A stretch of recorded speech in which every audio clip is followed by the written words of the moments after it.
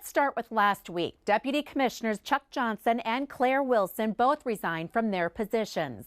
Then DHS Commissioner Tony Laurie stepped down on Monday, followed by his Chief of Staff Stacey Weeks announcing her departure on Tuesday, leading us to today when KARE 11 received an email that Acting Commissioner Pam Wheelock first sent to the DHS staff.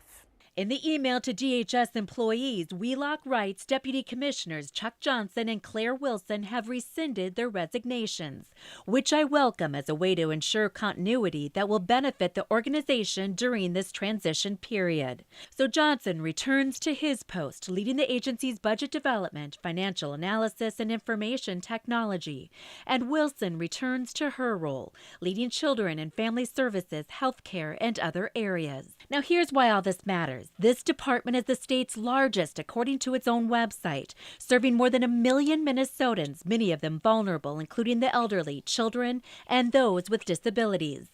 And DHS oversees about 1/3 of the state budget, nearly $18 billion. So Governor Walz is watching closely as this all plays out. His spokesman sent out a statement saying the governor is happy about this latest move because it keeps the leadership team stable as they go through this transition period.